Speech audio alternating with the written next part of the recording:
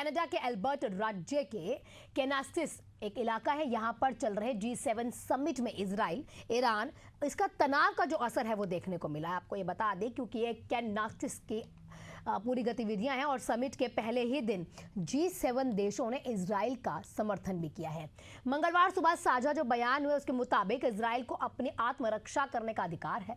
Iran के पास कभी भी परमाणु हथियार नहीं होना चाहिए और इससे पहले अमेरिका के राष्ट्रपति डोनाल्ड ट्रंप ने ऐलान भी कर दिया था कि वो समिट को बीच में छोड़कर अमेरिका लौट रहे हैं। व्हाइट हाउस ने यह बताया कि मिडिल ईस्ट में तनाव के चलते ट्रंप ने यह फैसला लिया है। ट्रंप ने सोशल मीडिया पर यह लिखा भी है कि ईरान को परमाणु समझौते पर हस्ताक्षर करने चाहिए।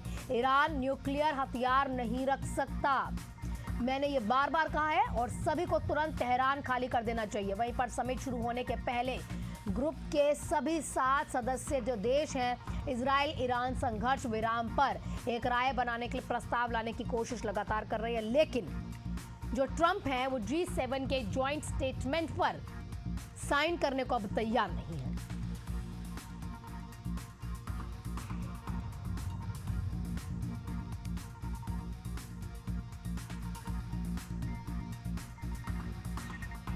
तो लगातार जो हमले हो रहे हैं उन हमलों को लेकर G7 समिट में भी बयानबाजी देखी गई है। इसमें ट्रंप ने कहा है कि न्यूक्लियर वॉर नहीं होनी चाहिए। अब इसको लेकर समझौता करना है, समझौते पर हस्ताक्षर करने हैं। और कल ऐसी तस्वीरें भी आई थी कि बमबारी के दौरान एक न्यूज चैनल पर ही बम जब गिरा तो न्यूज एंकर लाइव मौके से भागती हुई दिखाई देती है। ईरान और इजराइल के बीच घमासान थमने का नाम नहीं ले रहा है। इजराइल ने एक बार फिर से ईरान में जबरदस्त हमले किए हैं। इजराइल के लड़ाकू विमान ने तेहरान में लाइव प्रसारण के दौरान, तस्वीरें आपके सामने हैं, सरकारी टेलीविजन मुख्यालय पर बमबारी की इस घटना का वीडियो उसी समय सामने आ जाता है। लाइव प्रसारण की तस्वीरें। متجاوز به صدای حق و حقیقت است. آنچه که ملاحظه کردید، صدایی که شنیدید، فضای غبارآلود استادیوم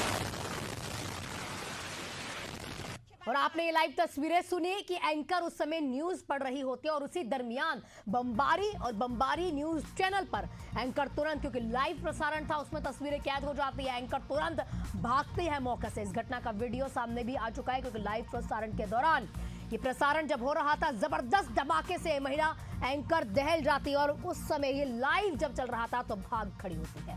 ईरान ने कहा कि इजराइल ने सेंट्रल ईरान में भी कई बार और कई जगहों पर बमबारी की है। इस हमले में कुछ पत्रकारों के मारे जाने की भी खबर है। वीडियो में भी देखा जा सकता है कि एक महिला एंकर किस तरह से ईरान सरकारी टीवी पर लाइव थी और इसी दौरान अचानक से धमाका हुआ, महिला एंकर दहल उठती है और भागती है। उसके बाद वो एक और चली जाती है और लेकिन कैमरे पर धूल और धुएं का गुबार नजर आता है। हालांकि कुछ ऐसे इलाके या कुछ ही वक्त बाद एंकर सहर इमामी, इनका नाम है, स्वस्थ होकर वापस लाइव प्रसारण पर आ जाती हैं।